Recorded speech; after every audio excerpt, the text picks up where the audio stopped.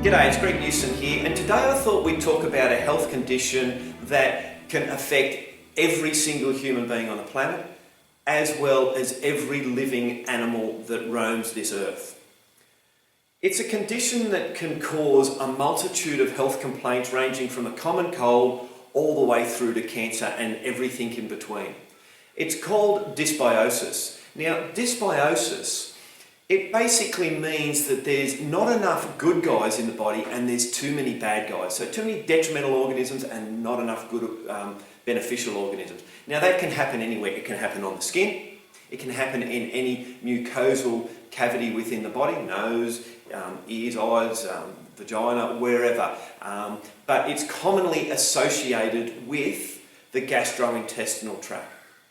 And why is dysbiosis in the gastrointestinal tract so important? Well, the gastrointestinal tract, the intestines, is home to 70% of our immune system.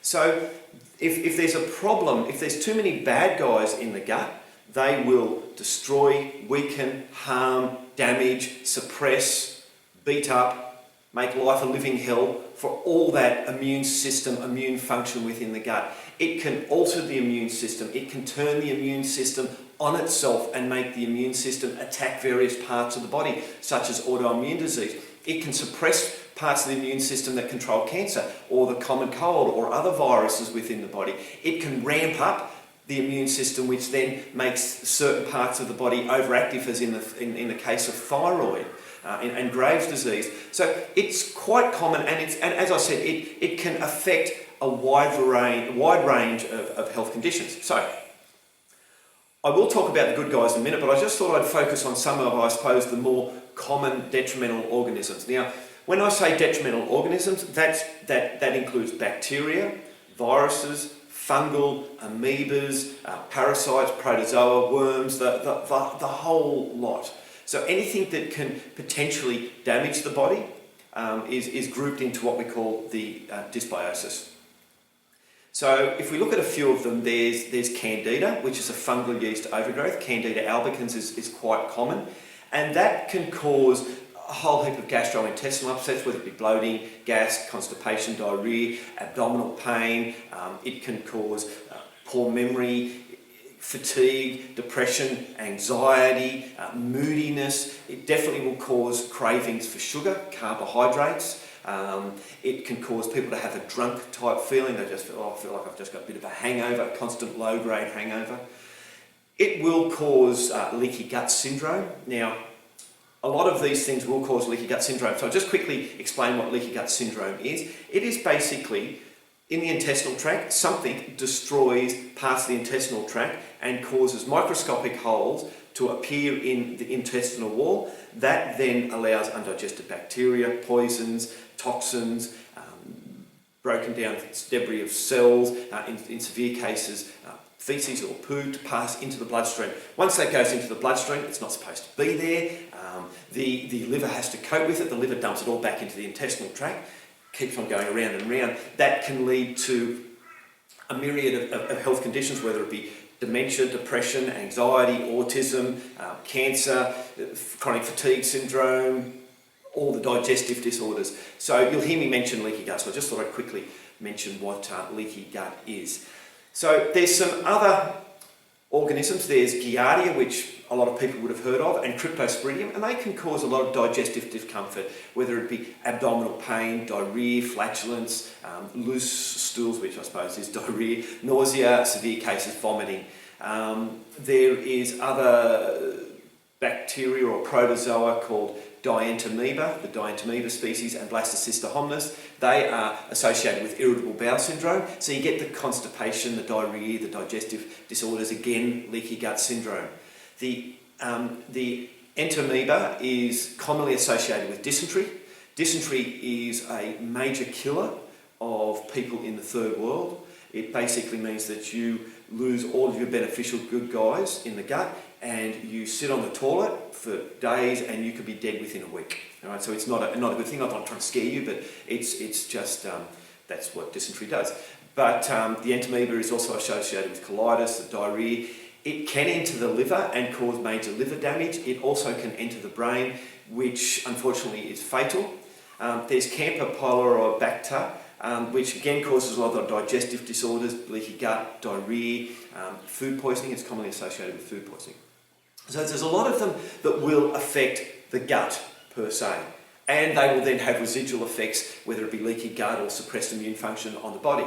But there is some species that we do know that have a direct link to particular health conditions. So there's the Yersinia species, and they are commonly associated with Crohn's disease. Crohn's disease is an autoimmune disease that basically destroys generally the small intestinal tract, a major ulceration of the small intestinal tract, and life for those people can be living hell. Generally they have to have lots of the small intestine moved. It can cause gastroenteritis, which is inflammation of the gastric lining.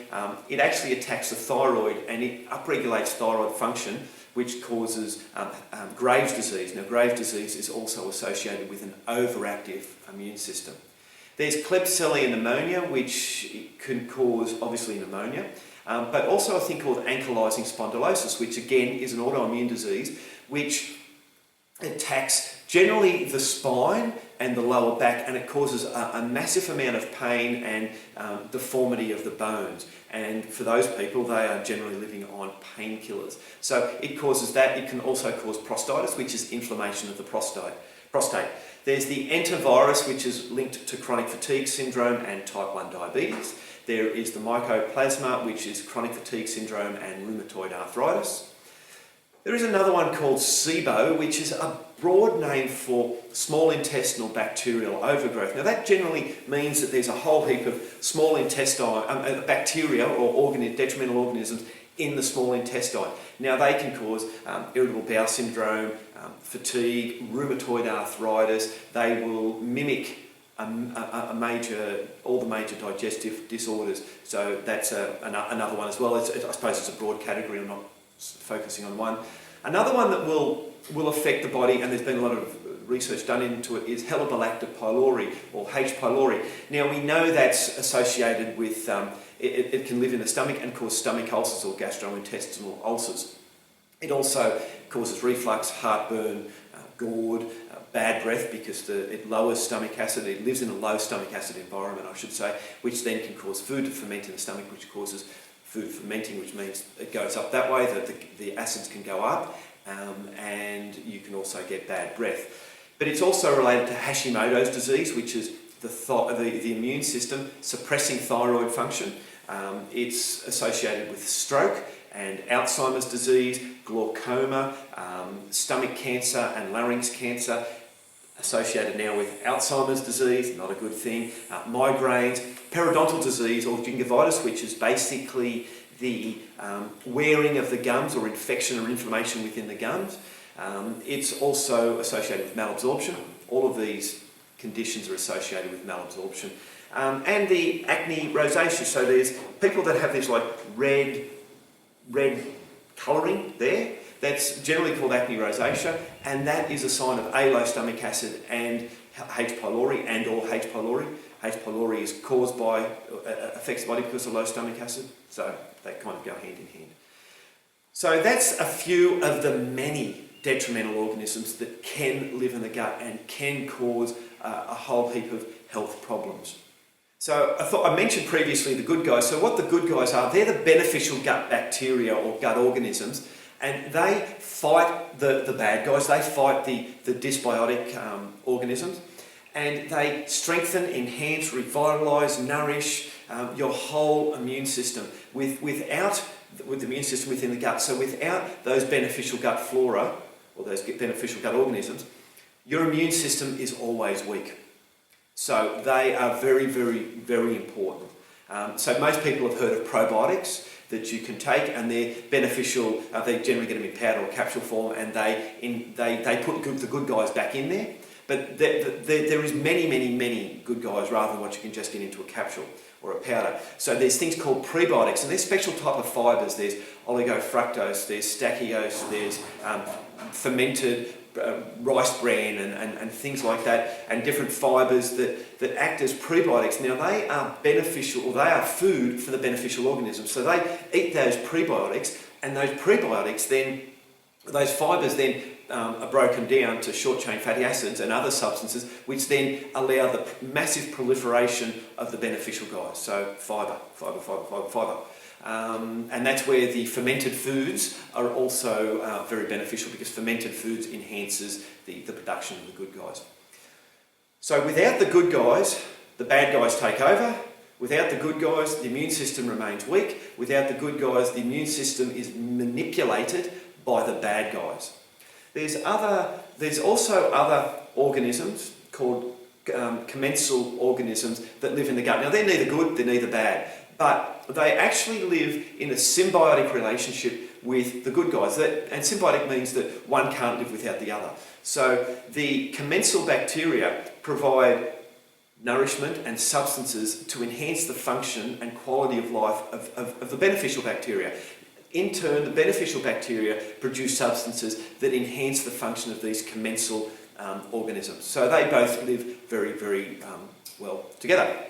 So what can destroy the beneficial bacteria and the commensal bacteria and cause the proliferation of the bad guys? Obviously, if you've been in contact with someone, you eat food and someone hasn't cleaned it, they've gone to the toilet and they haven't cleaned their hands properly, common occurrence.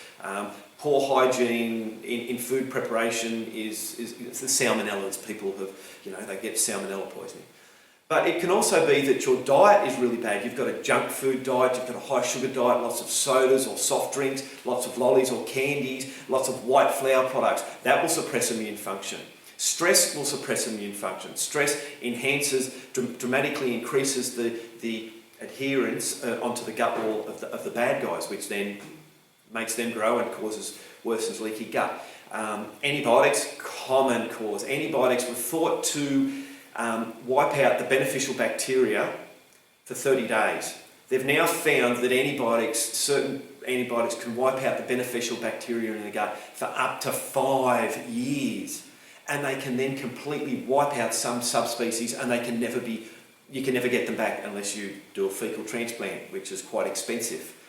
Anti-inflammatories, the cortisone medication, and a lot of other recreational drugs and poor living and malnourishment, they will all contribute to lack of fibre, all contribute to suppression of the good guys and an overgrowth of the bad guys. The pill that women take, obviously not to fall pregnant or to regulate their hormones, will actually suppress the beneficial bacteria and will actually cause some of the beneficial bacteria to mutate, or the commensal bacteria to mutate and become detrimental. So nature has always provided us with the answers on how to combat and fight dysbiosis. So there's a wide variety of herbs. There's things like wormwood. It's been given the name of wormwood because it kills worms, so that's pretty good. But there's things like thyme and oregano and cinnamon and barberry and golden seal. There's quite a few herbs, horopedo, that all suppress or kill detrimental organisms.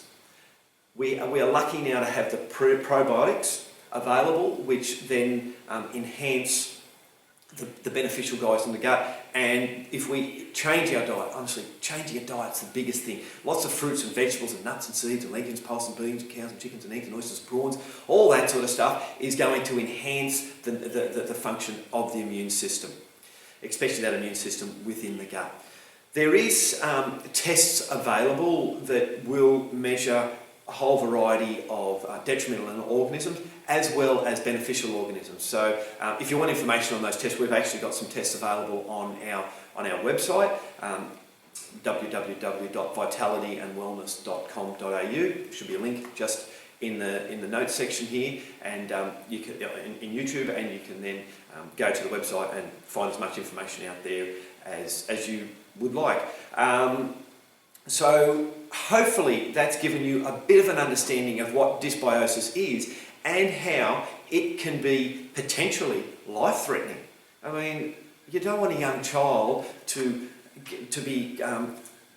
contract enterovirus and end up with type 1 diabetes. You don't want to be in your 70s and get myoplasma and then suffer from rheumatoid arthritis. You don't want to get reflux and heartburn and then they give you things like the proton pump inhibitors like Nexium, Somac or Pariet, and they suppress stomach acid even further. They don't get rid of the beneficial, the detrimental H. pylori, but then that inhibits the absorption of zinc, vitamin C, magnesium, iron, calcium, B1, B6, B3, B12, folate, all nutrients that your body needs to survive. Now, talking about beneficial bacteria, I was just about to sign off, but I quickly remembered this.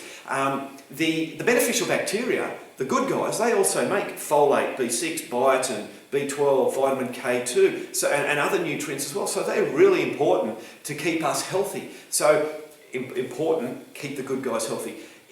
Any health condition, anyone that comes to me with a mental health problem, for example, I will test dysbiosis. They're always going to have dysbiosis and leaky gut. They're two common things. If you can understand that the majority of the disease and disorders in our society stems from poor gut function, which can stem from, all the things I've mentioned, drugs, poor diet, alcohol, if you can fix this up, your health is going to be doing this for a very, very long time. But if you don't fix this up, your health's going to be going down, and you're going to be feeling pretty darn lousy for quite a few years. And why bother? You know, the good bacteria. I'm just thinking of another thing here. The good bacteria also lowers cholesterol, right? So important to look at the gut. So hopefully, if you enjoyed this video and you've got a lot of good information out of it, by all means, we'd love to hear from you. Please leave a comment below in the blog or on YouTube, or like us here on YouTube. Tweet us on Twitter and post us on Facebook. Subscribe to us on YouTube, because we are going to have a lot more health informative videos on conditions and beneficial foods for the body. Anyway, until next time, this is Greg. You guys have a wonderful day.